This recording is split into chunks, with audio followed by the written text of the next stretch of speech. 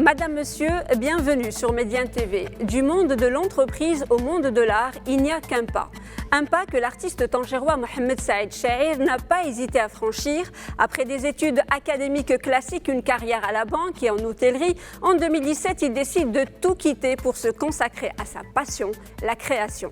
Jusqu'au 30 juin, il expose à Jardin Rouge, à Marrakech, à la Fondation Montresson, et ce, dans le cadre du projet XXL, devenu un rendez-vous annuel autour de la monumentalité. Mohamed Saïd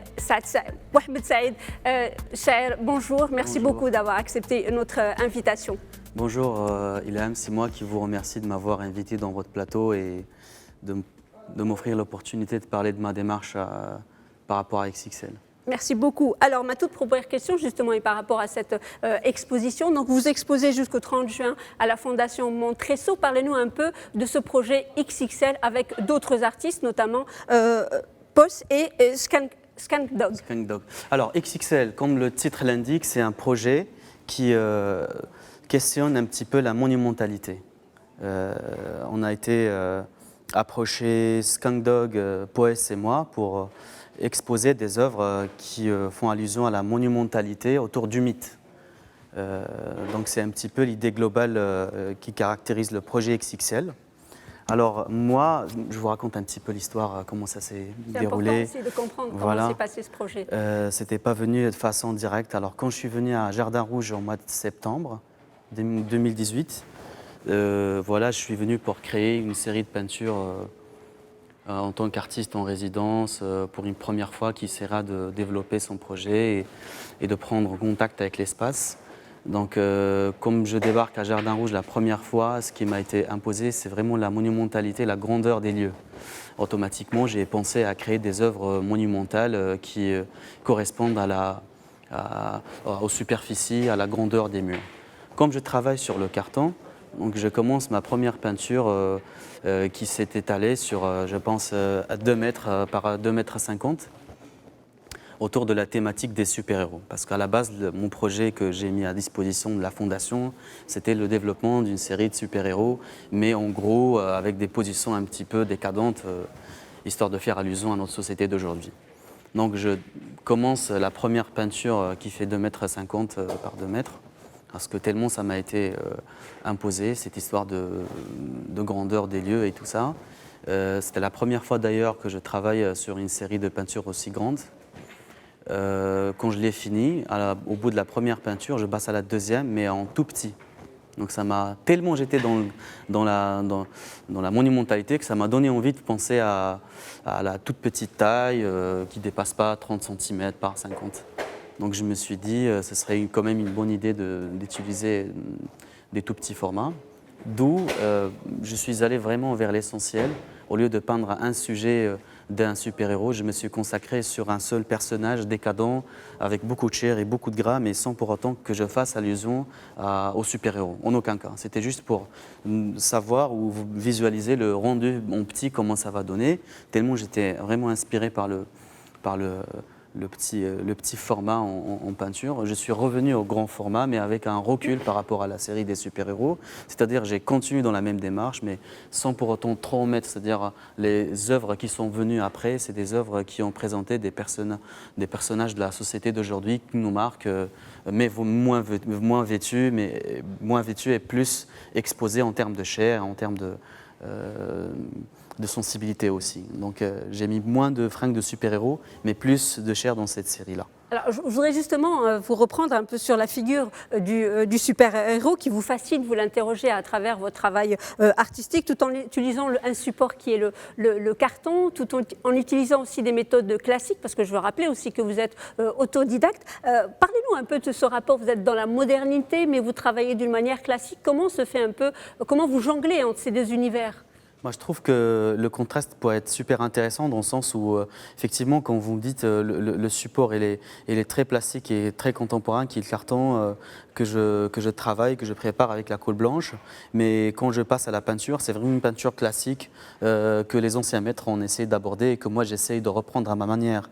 Moi, comme je n'ai jamais eu l'occasion de faire des études dans les beaux-arts, je me suis donné le temps à moi-même de travailler la peinture de façon très classique en m'imprégnant des vidéos vidéos d'Internet ou encore des bouquins que j'ai téléchargés. Donc forcément, il y a ce regard sur le travail classique, sur le travail d'atelier. Donc il y a cette imprégnation dans ma peinture. On le voit très bien, c'est très figuratif. Mais ce qui est important, c'est vraiment à partir de cette démarche figurative, on parle des sujets contemporains, de ce qui nous entoure, de ce qu'on voit dans les réseaux sociaux, dans Instagram, dans Facebook et d'autres. Donc je pense que c'est-à-dire faire valoir une démarche figurative dans des sujets purement contemporains ne peut être plus intéressant que moi. Alors, je le disais tout à l'heure, Mohamed Saïd Chahir, vous avez démarré votre carrière en 2017, mais vous avez toujours peint. Vous avez fait en 2 ans une marque de fabrique qui est au fait un carton sur la tête de vos personnages. Qu'est-ce que vous avez envie de cacher ou bien qu'est-ce que vous avez envie de montrer ? Bon, disons que le carton, c'est l'objet qui saute le plus aux yeux. Donc, on parle vraiment d'une démarche, d'une globalité, d'un contenu. C'est-à-dire, au-delà du carton, il y a aussi la peinture. Il y a la sensibilité que ça dégage les corps, la chair. Il y a on est dans sensoriel. C'est-à-dire, quand je peins des personnages qui portent des cartons, mais avec beaucoup de gras, c'est aussi une énergie qui se transmet. Pour mieux expliquer le concept de la boîte, c'est une idée qui m'est tombée dessus dans un atelier à Tanger il y a 2 ans. Donc je travaillais pour sortir prendre une petite pause. À l'époque, mon travail n'avait rien à voir avec ce que je fais maintenant. Je tombe par hasard sur une dizaine de gamins qui jouaient avec des cartons qui cachaient leur tête. Alors, tellement c'était imposant pour moi la scène que je suis entré vite fait dans mon atelier, je suis sorti ma caméra, je les ai pris en photo et beaucoup plus tard j'ai passé les photos en revue. Je me suis dit, c'est ce que je vais faire dans les 2 années qui suivent. Bah c'est génial. Alors, voilà. Vous le disiez, et vous êtes autodidacte, vous avez fait vous avez fait des études à l'ISIT, il faut dire, à l'Institut supérieur de tourisme, vous êtes arrivé à la banque, vous avez fait aussi, vous êtes revenu à l'hôtellerie, puis bon, vous avez décidé de tout quitter. Mais comment vous êtes tombé dans l'art ? C'est-à-dire que c'est vrai que vous avez tout quitté pour ça, mais je veux dire, il y a quand même des antécédents. Parlez-nous justement, comment vous êtes tombé dans l'art ? Il y a un parcours, il y a une... c'est-à-dire, Moi, il faut dire que ma mère, à l'époque, elle était architecte. Donc, depuis tout jeune, tout gamin, je marchais sur 4 pattes sur les plans de ma mère. Quand j'avais encore 5 ans, 6 ans, elle était là et moi, je chopais son matériel. Je l'embêtais, quelque sorte. Après, il a compris que j'avais un faible pour le dessin, pour le trait. Et il a fait de son mieux pour m'éduquer, pour m'inculquer la technique de la perspective, comme c'est très réputé chez les architectes. Donc il faut dire que c'est vraiment un don qui a grandi avec le temps et de plus en plus je m'amusais à reproduire des dessins animés, des dessins de manga, de tout ce que je voyais autour de moi. Et quand j'étais en bac, c'était plus la peinture à l'huile, je commençais vraiment à mettre la main dans la pâte et tout ça. Et voilà. Donc, après, c'est vrai que quand on a 16 ans, quand on vient d'obtenir son bac, forcément, on ne fait pas correspondre ce qu'on veut dans la vie avec le talent. Donc, je me suis laissé aller. J'ai postulé pour l'Institut supérieur du tourisme de Tanger, à qui je dois énormément de reconnaissance, parce que ça m'a permis déjà d'aborder l'autre, de bien parler du travail aussi. C'est vraiment de la communication qui est mise en exergue. Et voilà, donc je passe 4 ans et puis après 2 ans de master en management financier, je travaille dans la banque, j'ai laissé tomber la banque pour essayer d'entreprendre, après ça n'a pas marché, je suis allé droit au mur et beaucoup plus tard, je suis approché par l'hôtellerie où j'ai bossé en tant que, j'étais un PR commercial pendant 2 ans. Et en juillet 2017, c'était vraiment le moment où il fallait absolument que je laisse tomber tout ça pour me consacrer pleinement dans l'art. Alors, on a vraiment envie de comprendre, est-ce qu'il y a un déclic qui s'est fait ? Le déclic était toujours là. Moi, je m'attendais le moment propice pour le faire. Et donc en 2017, c'était le moment ?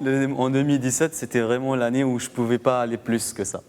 Je ne me voyais pas, par exemple, autre chose que peintre en 2018 ou 2019. Donc, c'était vraiment l'année où je me suis dit, ça passe ou ça casse. Et ça passe très, très bien. Donc, je suis vraiment content.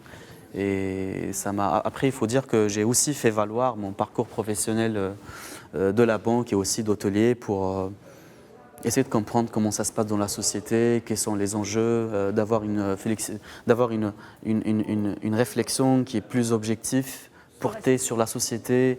Je travaille dans la banque, je travaille dans l'hôtellerie, j'ai essayé aussi de me lancer dans la distribution. Donc tout ça, tous ces éléments m'ont permis quelque part d'avoir vraiment ce recul par rapport à la société aujourd'hui. On retrouve dans les boîtes que je peins des codes-barres, bah forcément c'est des codes-barres que je voyais assez souvent quand je travaillais dans la distribution des produits alimentaires. C'est qu'avec des codes-barres qu'on travaillait.